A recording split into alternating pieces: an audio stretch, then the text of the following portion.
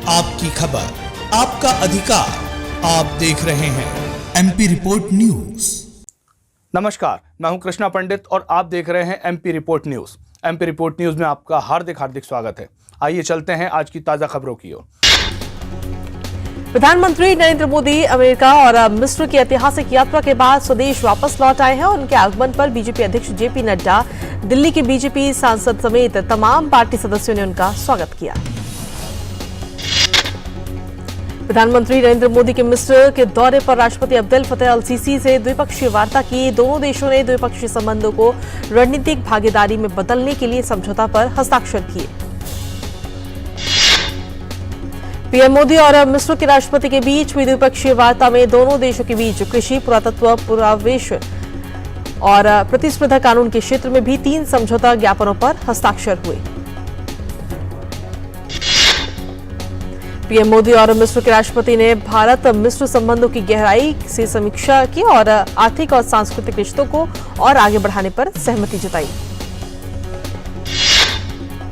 प्रधानमंत्री नरेंद्र मोदी ने मिस्र के दौरे पर वहां के राष्ट्रपति अब्देल फतेह अल सीसी को भारत आमंत्रित किया है। पीएम ने दिल्ली में सितंबर में होने वाली G20 शिखर बैठक में भाग लेने के लिए अल सीसी को निमंत्रित किया है।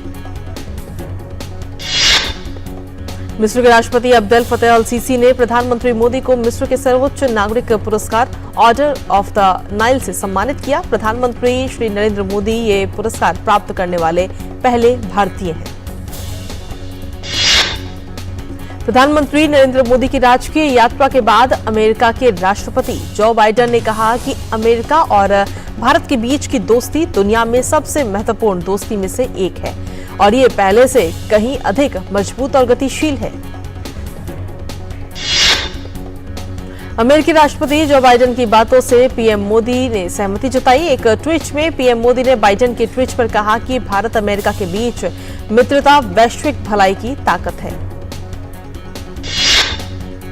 प्रधानमंत्री नरेंद्र मोदी ने अपने अमेरिका दौरे को लेकर कहा कि भारत अमेरिका की दोस्ती के कारण इस ग्रह को बेहतर और अधिक टिकाऊ बनाने में मदद मिलेगी। दोनों देशों का बंधन और भी मजबूत होगा। वित्त मंत्री निर्मला सीतारमण ने कहा कि हिंदुस्तान एरोनॉटिक्स लिमिटेड और जनरल इलेक्ट्रिक के बीच F414 विमान इंजनों के संयुक्त उत्पादन का समझौता प्रधानमंत्री नरेंद्र मोदी की अमेरिका यात्रा की एक बड़ी उपलब्धि है। प्रधानमंत्री नरेंद्र मोदी मंगलवार को मुंबई गोवा वंदे भारत एक्सप्रेस सहित 5 वंदे भारत एक्सप्रेस ट्रेनों को वर्चुअली उद्घाटन करेंगे। आपको बता दें, मुंबई गोवा वंदे भारत ट्रेन 586 किलोमीटर की दूरी तय करेगी, जो महाराष्ट्र से चलने वाली वंदे भारत ट्रेन का सबसे लंबा मार्ग होगा। पीएम मोदी 27 जून को मध्य प्रदेश का दौरा करेंगे। वहीं भोपाल में प्रधानमंत्री मेरा बूथ सबसे मजबूत अभियान कार्यक्रम में भी शामिल होंगे। भोपाल में होने वाले इस कार्यक्रम में 34 राज्यों और केंद्र शासित राज्यों के 3000 चयनित कार्यकर्ता इस कार्यक्रम में शामिल होंगे।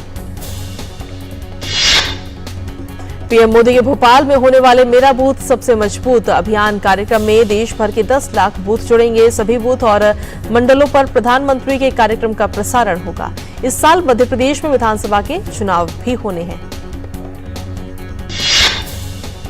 भोपाल में भाजपा के मेरा बूथ सबसे मजबूत अभियान कार्यक्रम में देश भर के 10 लाख बूथ जुड़ेंगे। देश भर के सभी बूथ और मंडलों पर प्रधानमंत्री के कार्यक्रम का प्रसारण होगा। यहां पीएम का एक छोटा रोड शो भी होगा। रक्षा मंत्री राजनाथ सिंह जम्मू में सुरक्षा सम्मेलन में हिस्सा लेंगे। ये सम्मेलन एक गैर राजनीतिक कार्यक्रम है जिसमें केंद्र शासित प्रदेश के विभिन्न हिस्सों से रक्षा विशेषज्ञों, सेवानिवृत्त सेना अधिकारियों, लेखकों और थिंक टैंकों की एक बड़ी सभा होगी।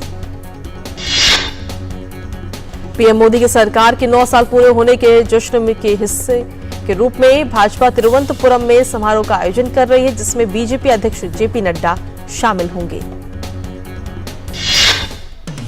टेरर फंडिंग मामले में एनआईए आज जम्मू कश्मीर के कई हिस्सों में छापामार कार्रवाई कर रही है। इसमें शोपिया, पुलवामा, बांदीपुरा और कुलगाम जैसे जिले शामिल हैं। ओडिशा के गंजम जिले में एक बस दुर्घटना में 10 लोगों की मौत हो गई और 8 लोग घायल हो गए। घायलों को बरहामपुर के मेडिकल कॉलेज में भर्ती कराया गया है और हादसे की जांच के आदेश दिए गए हैं। ओडिशा के मुख्यमंत्री नवीन पटनायक ने गंजम जिले में हुई बस दुर्घटना में लोगों की मौत पर गहरा दुख व्यक्त किया और मृतकों के परिजनों को 3-3 लाख रुपए की अनुग्रह राशि देने की घोषणा की है। उत्तर प्रदेश के मुख्यमंत्री योगी आदित्यनाथ आज शाम वाराणसी में जगतपुर इंटर कॉलेज में जनसभा करेंगे। प्रधानमंत्री नरेंद्र मोदी के नेतृत्व में केंद्र सरकार के 9 साल पूरे होने पर भाजपा का महाजनसंपर्क अभियान चल रहा है।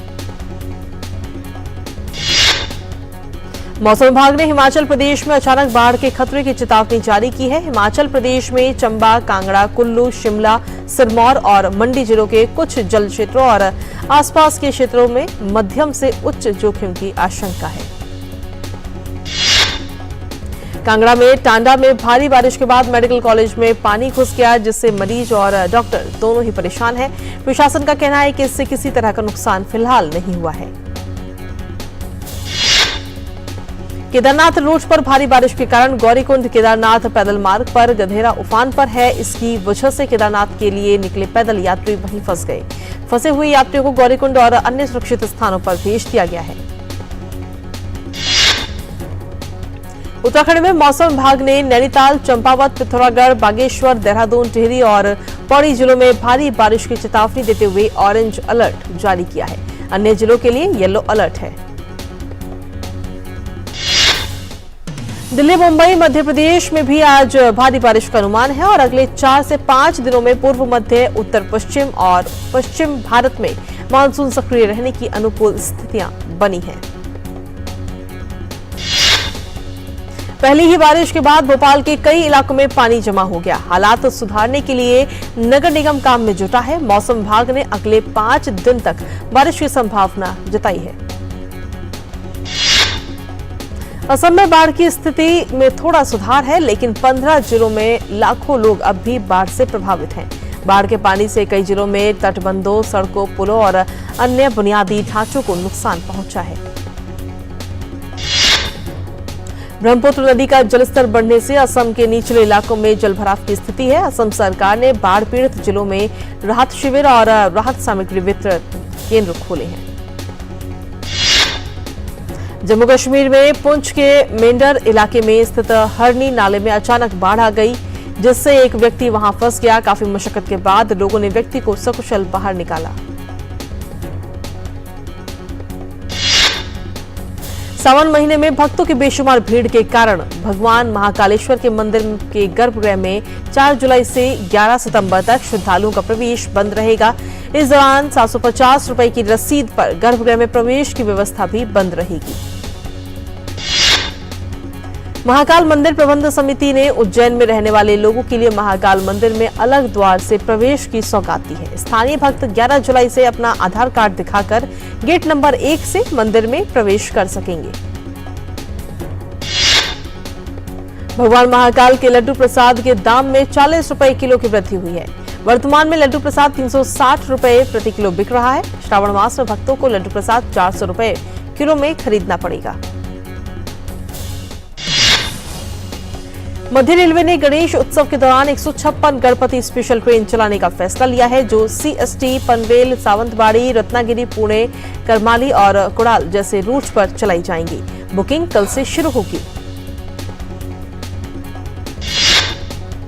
मुंबई के घाटकोपर ईस्ट में बीएमसी ने 3 मंजिला इमारत का एक हिस्सा गिरने के बाद उसे ढहा दिया है। तीसरी मंजिल पर फंसे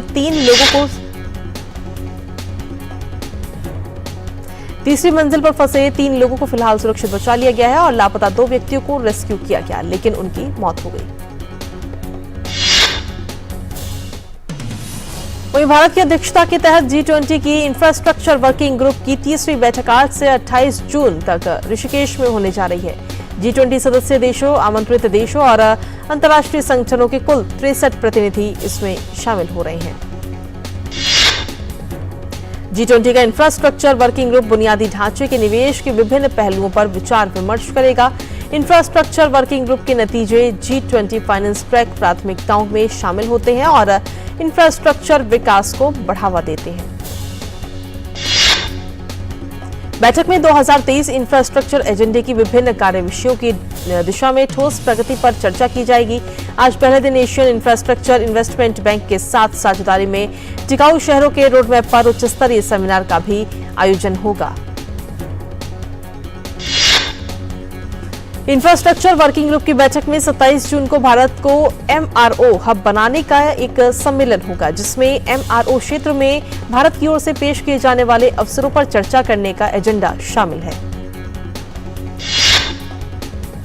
वहीं इंफ्रास्ट्रक्चर से जुड़े विषयों पर ऋषिकेश में हो रही 3 दिन की बैठक में औपचारिक चर्चाओं के अलावा प्रतिनिधियों को ऋषिकेश की समृद्ध संस्कृति और प्राकृतिक छटा का अनुभव भी कराया जाएगा। इसके लिए 28 को हेरिटेज वॉक की व्यवस्था की गई है।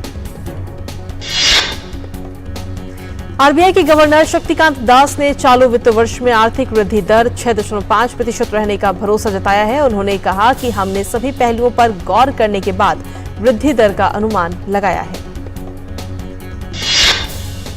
आरबीआई के गवर्नर शक्तिकांत दास ने कहा कि अमेरिकी फेडरल रिजर्व आगे नीतिगत दर में कुछ और वृद्धि करता है तो उसमें रुपये की विनिमय दर पर असर पड़ने की आशंका नहीं है। केंद्रीय मंत्री पीयूष गोयल ने जयपुर में राजस्थान चैंबर्स ऑफ कॉमर्स में व्यापारिक सम्मेलन में शिरकत की। इस दौरान पीयूष गोयल ने कहा कि देश में पीएम मोदी की लीडरशिप में उद्योग व्यापार में विकास का माहौल बना है। वाणिज्य एवं उद्योग मंत्री पीयूष गोयल बोले कि आज हम सबको गैस टेलीफोन कनेक्शन आसानी से मिलते हैं। ये पीएम मोदी ने किया है, जिससे जनता मजबूत हुई। केंद्रीय मंत्री पीयूष गोयल ने देश के 50 से ज्यादा शीर्ष यूट्यूबर से विभिन्न मुद्दों पर बातचीत की। इस दौरान हस्तकला को लोकप्रिय बनाने, मोटे अनाज, श्री अन्न के लाभ और उपभोक्ता जागरूकता जैसे मुद्दों पर चर्चा हुई। केंद्रीय मंत्री हरदीप सिंह पुरी ने कहा कि भारत ने प्रतिदिन 101 मिलियन मीट्रिक टन घन मीटर गैस उत्पादन का महत्वपूर्ण लक्ष्य प्राप्त कर लिया है। ये उपलब्धि ऊर्जा क्षेत्र के अथक प्रयासों और नीतिगत सुधारों का परिणाम है। वहीं हरदीप सिंह पुरी ने कहा कि भारत को अपनी प्राकृतिक गैस की आवश्यकता का 50% हिस्सा आयात करना पड़ता है और देश में गैस उत्पादन बढ़ने से आयात पर निर्भरता कम होगी।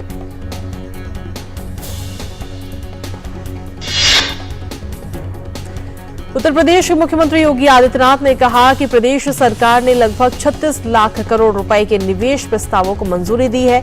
इस संबंध में पिछले साल राज्य में हुए निवेशक सम्मेलन में समझौता ज्ञापनों पर हस्ताक्षर किए गए थे। HSBC ने एक रिपोर्ट में कहा है कि ठोस आर्थिक विकास, युवा जनसांख्यिकी, शहरीकरण और महत्वाकांक्षी मध्यम वर्ग के उदय से भारत वैश्विक अर्थव्यवस्था में एक बड़े सितारे के रूप में उभर रहा है। इस रिपोर्ट में कहा गया है कि डिजिटलीकरण, भारत के स्टार्टअप इकोसिस्टम का तेजी से बढ़ना, हाईटेक निर्यात जैसे विकास के नए चालक भारतीय अर्थव्यवस्था की विकास संभावना तथा निवेश क्षमता को काफी बढ़ाते हैं। महारत्न कंपनी REC लिमिटेड ने बेंगलुरु मेट्रो के चरण 2 परियोजना के तहत मेट्रो लाइन की स्थापना और विकास के लिए Bengaluru metro rail corporation limited BMRCL को 3045 करोड़ रुपए की वित्तीय सहायता देने का फैसला किया है। संकट का सामना कर रही गो फर्स्ट एयरलाइंस को बड़ी राहत मिली है। कंपनी को लेंडर्स की ओर से अतिरिक्त फंडिंग मिल चुकी है। इसके बाद अब DGCA से मंजूरी मिलने के बाद गो फर्स्ट अपनी ऑपरेशन शुरू कर सकती है।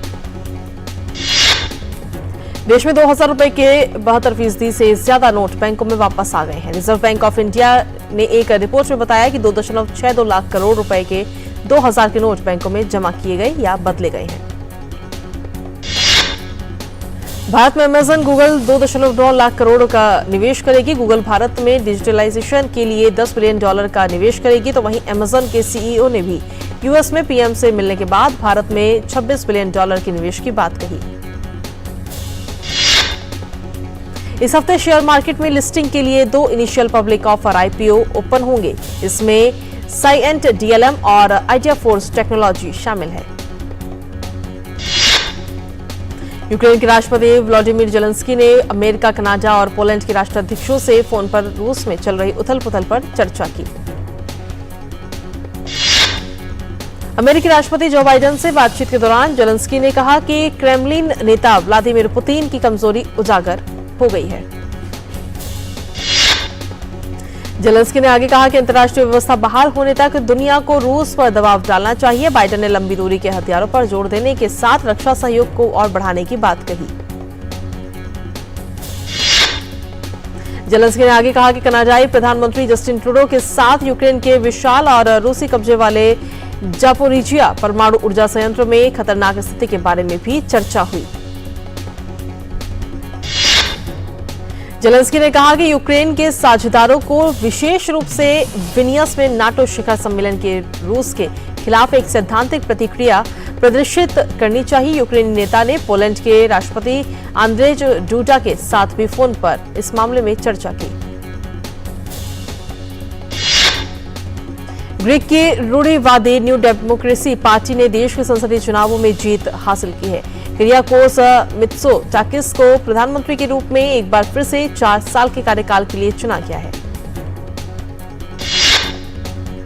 जबकि उनकी मुख्य प्रतिद्वंदी वामपंथी सिरिजा पार्टी को हार का सामना करना पड़ा। किरियाकोस मित्सोटाकिस की पार्टी को 40% से ज्यादा वोट मिले, जबकि सिरिजा पार्टी को 18% से भी कम वोट मिले। भारी जीत के बाद मित्सोटाकिस ने मजबूत जनादेश की सराहना की। उन्होंने अपने संबोधन में कहा कि जनता ने हमें सुरक्षित बहुमत दिया है, बड़े सुधार के लिए अब और तेजी से आगे बढ़ेंगे।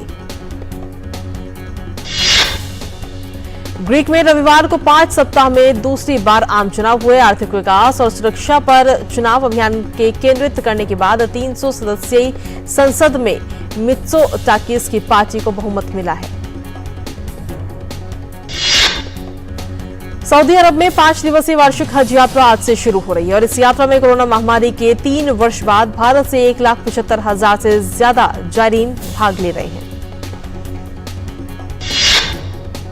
इस वर्ष भारत से 1,75,000 से ज्यादा जायरीनों का कोटा हो चुका है और इनमें से 1,40,000 जायरीन हज कमेटी के माध्यम से, जबकि 35,000 निजी संचालकों के माध्यम से सऊदी अरब पहुंच चुके हैं।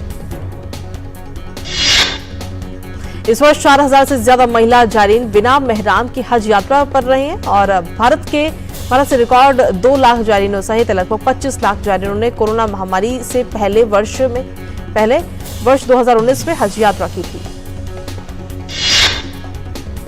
रूस ने सीरिया के उत्तर पश्चिमी इलाकों में हवाई हमला कर दिया। इन हमलों में 2 बच्चों सहित 13 लोगों की मौत हो गई। इसके अलावा 30 लोग घायल बताए जा रहे हैं, जिनका अस्पताल में इलाज जारी है। प्रत्यक्षदर्शियों और बचावकर्ताओं के मुताबिक लड़ाकू विमानों ने पर्वतीय जबल अल जाविया क्षेत्र और इदलिब शहर के पश्चिमी बाहरी इलाके के गांवों पर भी हमला किया, जो रूस और तुर्की द्वारा बनाए गए बफर जोन में आते हैं। इंग्लैंड के Syrian observatory for human rights प्रमुख रामी अब्देल रहमान के मुताबिक सीरिया में हुआ हमला इस साल देश में हुए सभी हमलों में से सबसे खतरनाक था। पिछले सप्ताह ही विद्रोही गुटों ने रूस में ड्रोन हमला किया था और इस हवाई हमले को रूस का जवाब माना जा रहा है। रूस हमेशा से सीरिया के राष्ट्रपति बशर असद के शासन का समर्थन करता रहा है। अमेरिका और कनाडा के अधिकारियों ने टाइटन पनडुब्बी विस्फोट के कारण की जांच प्रक्रिया शुरू कर दी है। हालांकि वो इस सवाल से जूझ रहे हैं कि ये त्रासदी कैसे हुई और इस घटना के लिए कौन जिम्मेदार है। जांच की घोषणा करते हुए अमेरिकी तटरक्षक मुख्य अन्वेषक कैप्टन जेसन न्यूबायर ने कहा कि तटरक्षक बल सबूत जुटाने के लिए FBI के साथ काम कर रहा है।